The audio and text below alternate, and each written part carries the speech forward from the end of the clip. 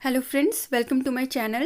So as I promised you that I will come with a series of basic grammar. So here I am with lecture 1 noun. आप लोग देख सकते हैं कि हम parts of speech से शुरू कर रहे हैं and it is very important to study parts of speech for learning grammar. So इस लेसन को देखने के बाद आपके कंसेप्ट क्लियर हो जाएंगे कि पार्ट्स ऑफ स्पीच ग्रामर के लिए क्यों इम्पॉर्टेंट है. Okay, so let's start the lesson. Friends, हमारे पास 8 पार्ट्स ऑफ स्पीच होती हैं. You can C noun, pronoun, adjective, verb, adverb, preposition, conjunction and interjection. So you can सी मैंने एडजेक्टिव और adverb में रेड कलर यूज़ किया है. अब मैंने कलर क्यों यूज़ किया है, क्योंकि बच्चे अक्सर इसमें कंफ्यूज होते हैं. So adjective is that qualifies noun and pronoun that tells more about noun and pronoun. Adjective का सिर्फ एक काम है, वो भी नाउन और प्रोनाउन से रिलेटेड है. ये इन्हीं को क्वालिफाई करता है, इन्हीं के बारे में हमें ज़्यादा बताता है. और एडवर्ब का क्या काम होता है कि एडवर्ब क्वालिफाइज वर्ब, एडजेक्टिव और अनदर एडवर्ब. तो ये हमें वर्ब, एडजेक्टिव और अनदर एडवर्ब के बारे में ज़्यादा कुछ बताती है, उसे हम एडवर्ब कहते हैं. और इनको हम डिटेल में भी पढ़ेंगे अलग अलग वीडियोस में. ओके, सो स्टार्ट करते हैं नाउन से. So before proceeding, let's see why parts of speech is important to study. Parts of speech को पढ़ना क्यों ज़रूरी है, और आप कैसे देख सकते हैं कि एक सेंटेंस में पार्ट्स ऑफ स्पीच का यूज़ कैसे होता है. तो जब आप बेसिक देखोगे तो आपको ये समझ में आएगा कि जो सेंटेंसेस हैं इंग्लिश के बने हुए, वो सब इन पार्ट्स ऑफ स्पीच से ही बने हुए हैं. और अगर हम इनको लर्न कर लें तो हमारी पार्ट्स ऑफ स्पीच बहुत ज़्यादा क्लियर हो जाएगी. जैसा कि आप इस स्लाइड में देख सकते हैं, एक सेंटेंस है, Ram plays in the garden. So you can see this is a complete sentence, Ram plays in the garden. But फिर भी इसके 5 अलग अलग भाग हैं. तो इन 5 अलग अलग भागों को ही हम पार्ट्स ऑफ स्पीच कहते हैं, क्योंकि एक सेंटेंस ही हमारी स्पीच होती है और इसके जो पार्ट्स हैं ये ही हमारे पार्ट्स हैं जिनको हम लर्न करते हैं ग्रामर में. अब आप देखिए, इस सेंटेंस के 5 पार्ट हैं. राम एक पार्ट है, प्लेस दूसरा पार्ट है, इन तीसरा पार्ट है, दी चौथा पार्ट है और गार्डन 5वां पार्ट है. अब आप देखिए कि हम पार्ट्स ऑफ स्पीच से कैसे सेंटेंस बना रहे हैं. देखिए, नाउन हमारा राम है जो कि यहाँ पे सब्जेक्ट भी है, और प्लेस हमारी वर्ब है, इन प्रीपोजिशन है जो कि रिलेशन बता रहा है यहाँ पे, और दी हमारा आर्टिकल है, और गार्डन भी हमारा नाउन है जो कि ऑब्जेक्टिव फॉर्म में है.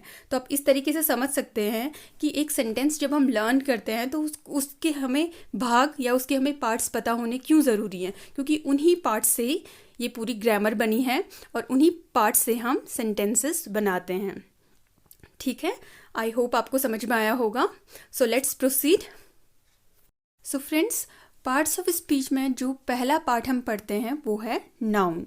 आप सभी को पता है नाउन क्या है, बट फिर भी मैं बता देती हूँ. A noun is a word used as the name of a person, place और थिंग. सो यहाँ पे आपको ध्यान रखना है कि नाउन क्या है, नेम है. किसका? किसी पर्सन का, प्लेस का और थिंग का. तो बच्चे अक्सर बोल देते हैं कि नाउन इज़ पर्सन, प्लेस और थिंग. तो आपको बच्चों को ये बताना है कि नाउन पर्सन, प्लेस और थिंग नहीं है, बल्कि उसका नेम है. So we can say noun is a naming word. Okay, so अब एग्जाम्पल से समझते हैं. सो एग्जाम्पल्स ऑफ नाउन में हमने लिखा है पर्सन में राम, श्याम, मोहन, सोहन. तो आप देख सकते हैं किसी भी पर्सन का नेम क्या होता है, नाउन होता है. जैसा कि एग्जाम्पल में मैंने लिखा हुआ है, Ram was a great king, तो इसमें नाउन राम होगा. प्लेस दिल्ली, मुंबई शहरों के नाम, और आपकी कंट्री का नाम है India. And school, classroom. Okay, so in the very room you are living, जिस कमरे में आप रह रहे हैं वो भी क्या है, एक प्लेस है, तो वो भी नाउन हो जाता है. ठीक है, he is going to Delhi. अब इस सेंटेंस में आप कैसे नाउन को आइडेंटिफाई करेंगे, place, Delhi is noun here. Okay, now thing. Thing में क्या क्या चीज़ें आ जाती हैं, all that we can see, hear, taste, touch or smell, and also something we can think of but cannot perceive by senses. तो ये सारी चीज़ें क्या आ जाती हैं, थिंग में आ जाती हैं. और वो चीज़ें भी थिंग में आ जाती हैं जिनको हम समझ सकते हैं, we can think of, but जिनको हम अपने सेंसेस से नहीं देख सकते हैं, वो भी थिंग में आ जाएंगी. ठीक है, so for example, I have a book and he has courage. तो आई हैव अ बुक में बुक जो है वो थिंग हो जाएगा, और मेज, टेबल, पेन, पेंसिल, बुक, इस तरीके की चीज़ें सभी क्या हो जाएंगी, थिंग में आ जाएंगी। एंड ही हैज़ करेज। अब देखो करेज को आप देख तो नहीं सकते बट आप समझ सकते हैं, तो वो भी किस में आ जाएगा, थिंग में आ जाएगा। तो यहाँ पर करेज भी क्या होगा, नाउन होगा। अब हम देखते हैं काइंड्स ऑफ नाउन, कि नाउन कितने प्रकार के होते हैं। सबसे पहले हम proper noun and common noun पढ़ेंगे, क्योंकि इनमें बच्चे कंफ्यूज करते हैं। तो प्रॉपर नाउन क्या होता है, name of a particular person और प्लेस, किसी इंसान या किसी स्थान, पर्सन और प्लेस का प्रॉपर पर्टिकुलर जो नेम है उसे हम प्रॉपर नाउन कहते हैं। और कॉमन नाउन क्या होता है, which is common to every person, thing of the same kind और क्लास, जो कि सेम काइंड की चीज़ है या सेम क्लास की चीज़ है या जो सब में एक जैसी है। तो जो सब में एक जैसी है उसे हम कॉमन नाउन कहते हैं, लेकिन जो सब में कुछ अलग है, अलग आइडेंटिफिकेशन जिसका है, उसे हम प्रॉपर नाउन कहते हैं। एग्जाम्पल से समझते हैं। Ram is a proper noun while boy is a common noun. तो अब आप देखेंगे कि राम जो है वो किसी इंसान की पर्टिकुलर आइडेंटिटी है, इसलिए राम क्या होगा, प्रॉपर नाउन होगा।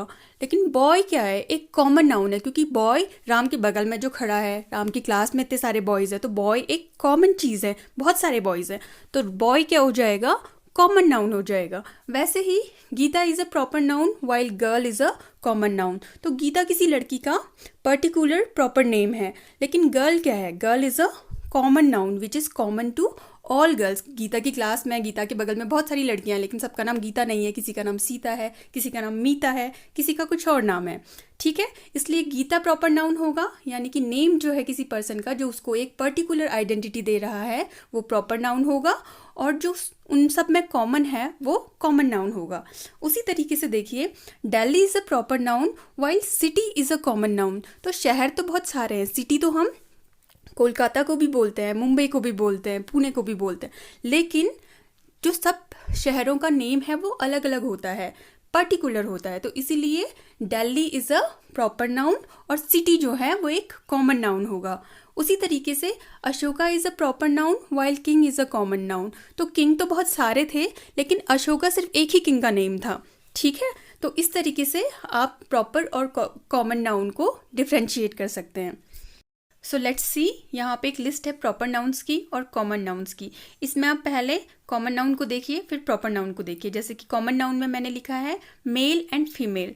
तो मेल और फीमेल तो बहुत सारे हैं, लेकिन सोहन और सौम्या किसी एक मेल और किसी एक फीमेल का नेम है, तो पर्टिकुलर नेम प्रॉपर नाउन्स हो गया, और कॉमन नेम यानी कि मेल और फीमेल जो कि बहुत सारे हैं, तो वो क्या हो गया, कॉमन नाउन। वैसे ही किंग और क्वीन बहुत सारे हैं, लेकिन राम और सीता किसी पर्टिकुलर किंग और क्वीन का ही नेम है, इसलिए इन्हें प्रॉपर नाउन कहा जाएगा। वैसे ही आप देखते हैं आपके स्कूल में या कॉलेजेस में बहुत सारे टीचर्स होते हैं, लेकिन हर टीचर का एक पर्टिकुलर नेम होता है, जैसे कि मिस रिया, मिस दिव्या, ओके। तो ये सारे जो प्रॉपर नाउन के साथ, जब किसी पर्टिकुलर नेम के साथ आप किसी टीचर को बुलाते हैं तो वो प्रॉपर नाउन हो जाता है। बट जब आप कहते हैं टीचर, तो टीचर इज़ कॉमन नाउन, क्योंकि बहुत सारे टीचर्स होते हैं, ठीक है। वैसे ही ड्रामेटिस्ट, बहुत सारे ड्रामेटिस्ट हैं इस वर्ल्ड में, लेकिन शेक्सपियर किसी एक ही ड्रामेटिस्ट का नेम है जो कि वर्ल्ड वाइड बहुत ज़्यादा पॉपुलर हैं। वैसे ही एक्टर और एक्ट्रेसेस बहुत सारे होते हैं, लेकिन सलमान खान एक ही एक्टर का नेम है और दीपिका पादुकोण भी एक ही एक्ट्रेस का नेम है। और उसी तरीके से आप देखिए बच्चों, आप लोग बहुत सारे कार्टून्स देखते हैं, लेकिन डोरेमोन आपके एक पर्टिकुलर कार्टून का नेम है, किसी और कार्टून का नेम सिंचन हो सकता है या कुछ और हो सकता है, लेकिन कार्टून्स बहुत सारे होते हैं, तो वो कॉमन नाउन हो गया कार्टून, और किसी एक पर्टिकुलर कार्टून का नेम प्रॉपर नाउन हो जाता है, ठीक है। तो फ्रेंड्स, यहाँ पे एक ध्यान देने वाली बात ये है कि प्रॉपर नाउन हमेशा कैपिटल लेटर से स्टार्ट होता है, लेकिन कॉमन नाउन ज़रूरी नहीं है कि कैपिटल लेटर से ही स्टार्ट हो। और दूसरी बात ये है कि कभी कभी हम किसी प्रॉपर नाउन को कॉमन नाउन की तरह भी यूज़ करते हैं, जैसे कि Kalidas is called Shakespeare of India. इस सेंटेंस में शेक्सपियर को हम एज अ ड्रामेटिस्ट यहाँ पे कनोट कर रहे हैं। कालिदास को हम इंडिया का शेक्सपियर कहते हैं, इसका मतलब कालिदास को हम इंडिया में शेक्सपियर की तरह ही ग्रेट ड्रामेटिस्ट मानते हैं। तो शेक्सपियर का यूज़ यहाँ पर किस लिए हो रहा है, कॉमन नाउन ड्रामेटिस्ट के लिए हो रहा है, ये भी आपको समझने की ज़रूरत है। तो आई होप कि आपका जो कंसेप्ट है प्रॉपर नाउन और कॉमन नाउन्स को लेकर क्लियर हुआ होगा और आप ये समझ गए होंगे। अब हम पढ़ेंगे कलेक्टिव नाउन। तो तो कलेक्टिव नाउन क्या है? कलेक्शन ऑफ अ पर्सन्स और things taken together and spoken as a whole is called collective noun. ठीक है, जब हम बहुत सारे पर्सन्स को या थिंग्स को एक साथ रख देते हैं और उनको किसी एक आइडेंटिकल नेम से बुलाते हैं, उसको हम क्या कहते हैं? कलेक्टिव नाउन कहते हैं। फॉर एग्जाम्पल क्राउड, जैसे भीड़, भीड़ में बहुत सारे लोग होते हैं। मॉब भी भीड़ के लिए एक वर्ड है।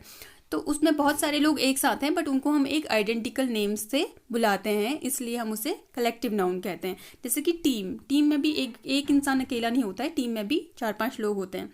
ठीक है, flock, herd, army, fleet, jury, family, nation, parliament, committee, fleet, all these are collective nouns. Okay, so the French army was defeated in Waterloo.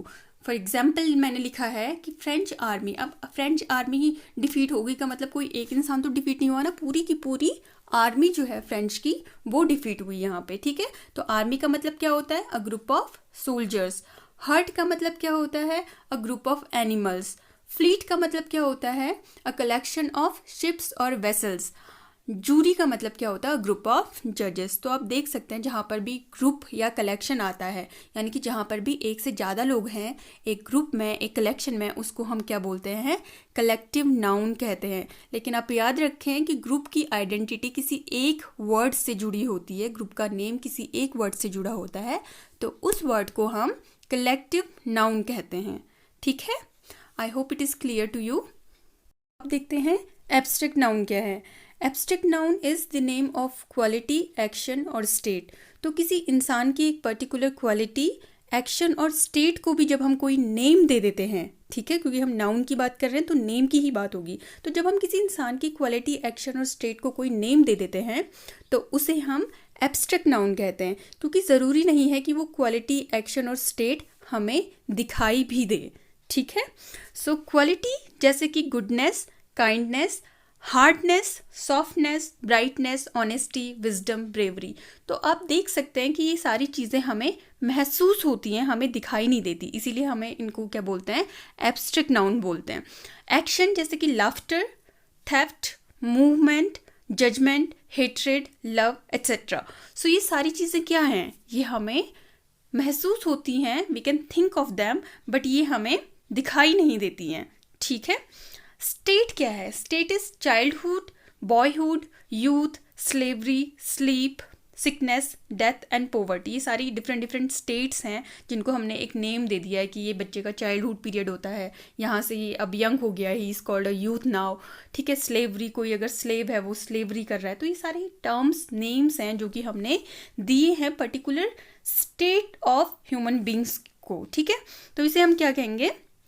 Abstract noun कहेंगे, जो हमें महसूस होता है या फिर जो हमें दिखाई नहीं देता है, जिसे हम सिर्फ समझ सकते हैं, उसे हम एब्स्ट्रैक्ट नाउन कहते हैं। Hope it is clear to you. तो अब हम पढ़ेंगे काउंटेबल एंड अनकाउंटेबल नाउन्स। तो बहुत सिंपल है। काउंटेबल नाउन्स ऐसे ऑब्जेक्ट और लोग जिन्हें हम गिन सकते हैं अपनी उंगलियों पर, जैसे boy, girl, sister, doctor, table, chair etcetera. तो आप गिन सकते हैं कि इस रूम में कितने बॉयज़ हैं, आपके स्कूल में कितनी गर्ल्स पढ़ती हैं और कितनी सिस्टर्स आपकी हैं, या इस हॉस्पिटल में कितने डॉक्टर्स हैं। ये सारे ऐसे नंबर्स हैं जिनको आप अपनी उंगलियों पर गिन सकते हैं और बता सकते हैं, तो इन्हें हम काउंटेबल नाउन्स कहेंगे। और अनकाउंटेबल नाउन किन्हें कहेंगे? जिन्हें हम गिन नहीं सकते उंगली पर, like milk, oil, sugar, gold, honesty, goodness etcetera. तो जैसे आप नहीं गिन सकते कि मिल्क कितना है, 1 मिल्क, 2 मिल्क, 3 मिल्क, ऐसे आप गिन नहीं सकते हैं ऑयल को भी। या ऑनेस्टी, किसी में कितनी ईमानदारी है, 1 ईमानदारी, 2 ईमानदारी। या गुडनेस, किसी में कितनी अच्छाई है, तो इसे भी आप उंगलियों पर नहीं गिन सकते, तो इन्हें हम क्या कहेंगे?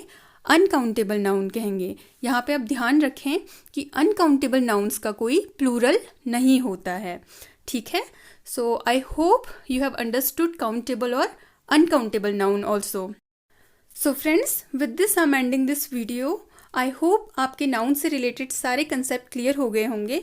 अगर आपका कोई भी क्वेश्चन है तो उसे आप कमेंट बॉक्स में लिख सकते हैं, और अगर आपको ये लेसन पसंद आया है तो इस तरीके के लेसन्स देखने के लिए आप इस चैनल को सब्सक्राइब कर सकते हैं।